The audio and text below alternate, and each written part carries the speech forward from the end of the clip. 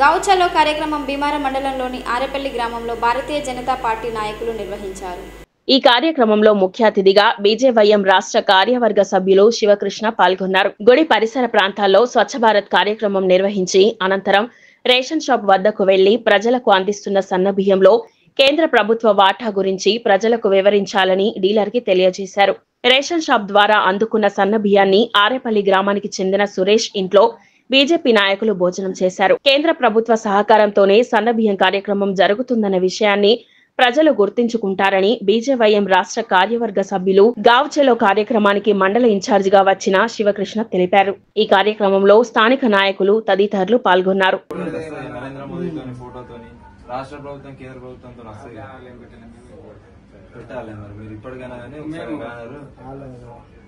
Party పరంగా కాకుండా ప్రభుత్వ పరంగా మనం పెట్టాలి.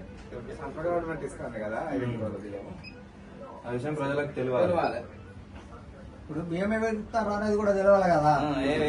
రాష్ట్ర ప్రభుత్వం ఇస్తానని వాళ్ళు అనుకుంటారు. అది కాకుండా కేంద్ర ప్రభుత్వం నుండి 5 కేజీలు వస్తున్నాయి. రాష్ట్ర ప్రభుత్వం కిలో ఇస్తుంది. అది కూడా ట్రాన్స్పోర్ట్ కు అది డబ్బులు కేటాయిస్తుంది కాబట్టి దాని పరంగా 1 కేజీ వస్తుందనే విషయం కూడా తెలియాలి వాళ్ళకి.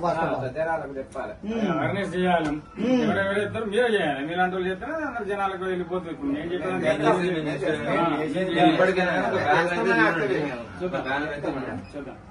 పెట్టాలి.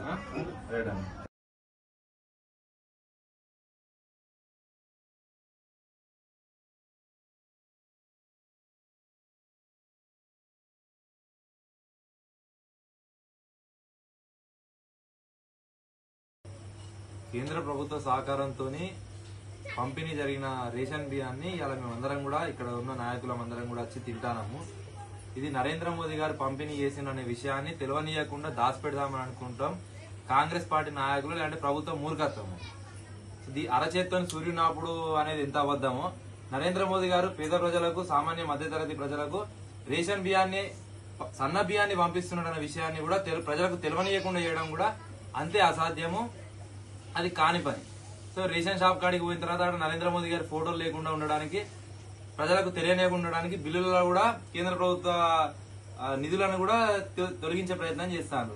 సో మనము నరేంద్ర మోదీ గారు పంపించిన అంటే 6 కిలోలు ప్రభుత్వం లాంటి రేషన్ షాప్ లో మనం తీసుకుంటా అంటే దాంట్లో 5 కిలోలు కేంద్ర ప్రభుత్వమే ఖర్చు భరించుకుంటా మనకు ఆ సన్న బియ్యాన్ని ఇస్తున్నది.